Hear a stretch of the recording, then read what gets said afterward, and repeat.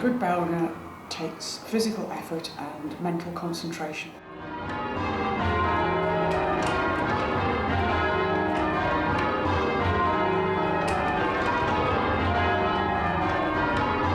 No matter how many years you are ringing for, there's always something new to learn, new methods, which keep the brain active.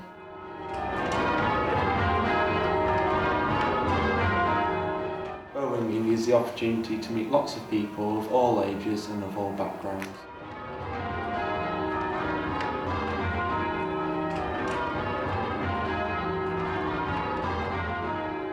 I think it's a good thing to start, and it's quite a good hobby to learn, so it was my favourite hobby.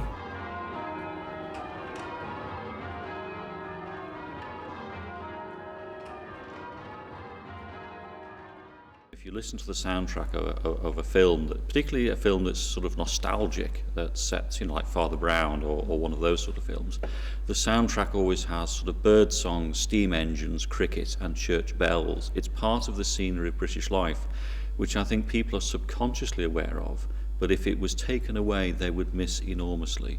And people do value it, though perhaps not as consciously as we might like. I started as a teenager a long time ago and learnt to ring at St Saviour's Church in Oxton, where we had 8 bells there. As a teenager, it's not so difficult. You can pick it up fairly quickly. A lot of it's sort of hand-eye coordination, and at that time you're learning so much in school as well. You're in the brain's ticking over quite quickly. I've been a bell ringer for just over 3 years. I live just outside of Tarvin. It's about 7 miles away from here. It takes me between 25 and 30 minutes to get here on my bike. It was advertised in our church parish magazine, and my mum noticed it and decided it'd be something to try out. My mother's been ringing at the same time as I have, and my younger sister started about 6 months ago. I would encourage others to try ringing because it's a great activity and you meet lots of new people. Well, I started when I was 15 and I learnt to ring in this particular tower. So that's quite a long time ago now. It just came out of the blue, I think. I started to learn, but at the time it was mostly boys who were in the choir, and when their voices broke, they either became a server or they came up to learn to ring. But obviously that didn't apply to me. But just I came with some friends, I think possibly from the guides originally. And obviously I've stayed on for quite a number of years. I've been ringing for 10 years. I started at a place called Tarvin, and I rang there for a couple of years. Then I moved to the Chester Cathedral. Now I'm a member of the Chester Cathedral. They got a set of 12 bells there, and here's got a set of 8. My favourite ring is doing some methods. It's making me happy for ringing some methods, really. Playing Hunt on 7 then, Richard on the 3rd. Peter, do you want to have a ring?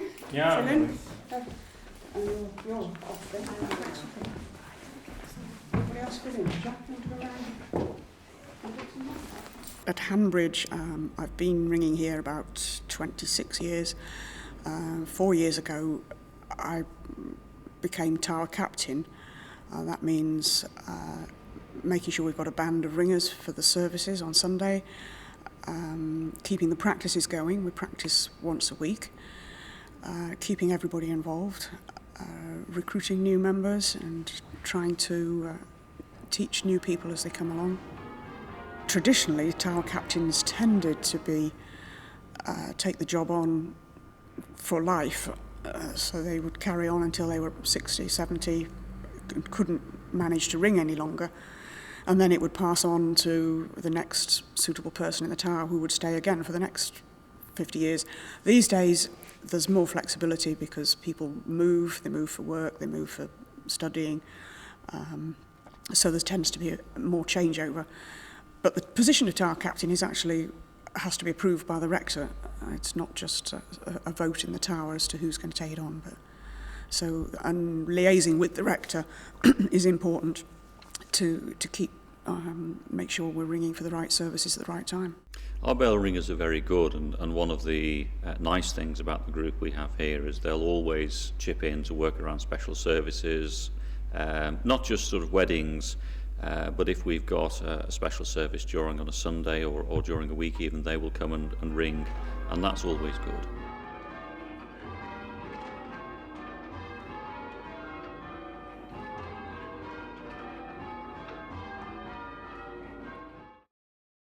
There are other events in Cheshire.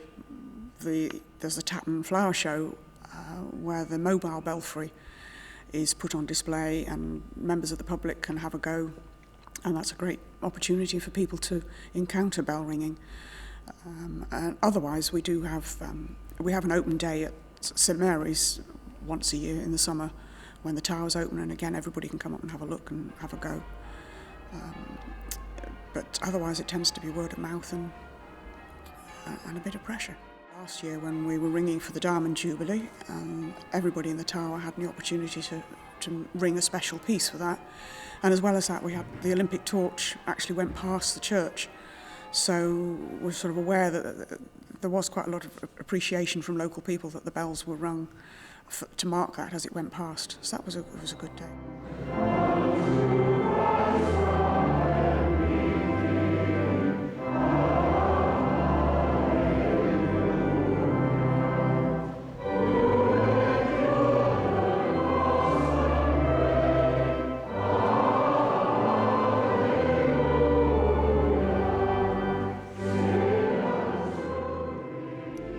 Whenever I hear the bells ringing, my first thought is about the sense of community.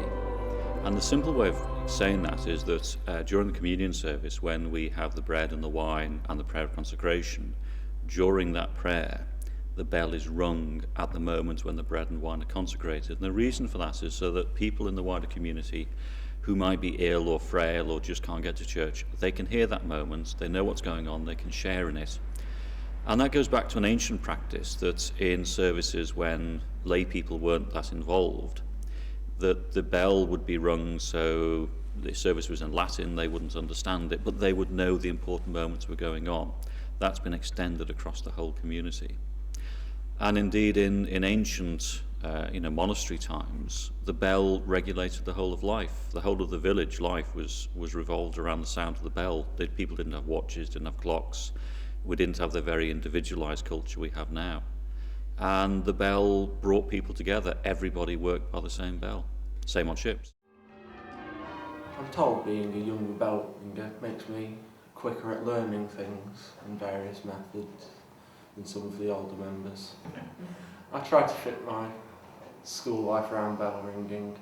I manage to fit in all my homework at weekends.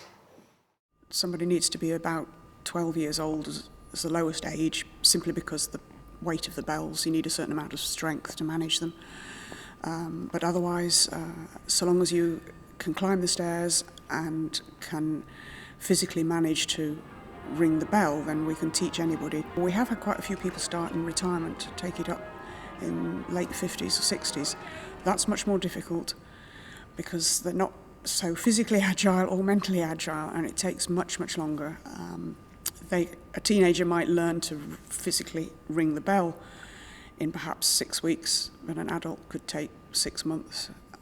And learning the tunes and the methods that we ring, again, a teenager could start and learn over a period of 3 to 6 months, whereas an adult, it could be a year or two before they get some of the basics. So it's much, much harder as an older person. But they're very welcome to come along, and they're the people that keep us going on Sundays.